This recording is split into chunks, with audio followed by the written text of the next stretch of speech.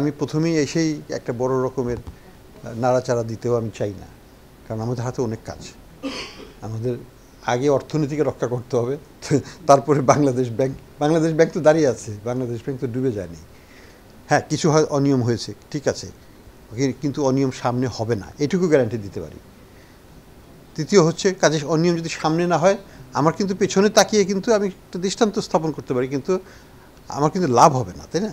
বরং আমার ডিস্ট্রাকশনটা যদি হয়, আমার দেশের ক্ষতিও হতে পারে। আমার এখনকার যে চ্যালেঞ্জটা হচ্ছে, অর্থনৈতিক চ্যালেঞ্জগুলো মোকাবেলা করার জন্য আমাদের কোঅর্ডিনেটেড ওয়েতে দ্রুত পদক্ষেপ নিতে হবে বিভিন্ন ক্ষেত্রে, যাতে বাংলাদেশ যেন ডিফল্ট না হয়, বাংলাদেশের পেমেন্ট হিস্ট্রি নিয়ে যেন প্রশ্ন না উঠে, আমরা যেন ফার্দার ডাউনগ্রেডেড না হয়ে যাই, আমাদের সাথে যারা করেসপন্ডেন্ট ব্যাংক আছে তাদের সাথে আমাদের সম্পর্কটা যাতে আমরা উন্নতি ঘটাতে পারি। আপনারা খেয়াল করে দেখবেন, প্রথম মিটিং আমি করেছি করেসপন্ডেন্ট ব্যাংকের সাথে। কেন? কারণ দে আর ভাইটাল, আমাদের লাইফলাইন, ইন্টারন্যাশনাল লাইফলাইন, তাদের সাথেই কিন্তু আমাদেরকে কাজ করতে হবে। কাজে first meeting is with them, তারপরে উইথ দ্য ব্যাংকার্স।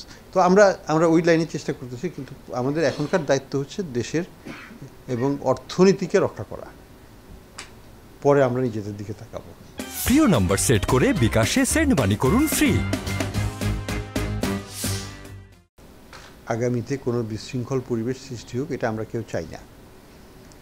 যার যদি কোনো গ্রিভেন্স থাকে, আমার দরজা খোলা আছে, ওনারা এসে বলতে পারেন, আমি চেষ্টা করব যদি এটা জেনুইন হয় সেটাকে অ্যাড্রেস করার জন্য।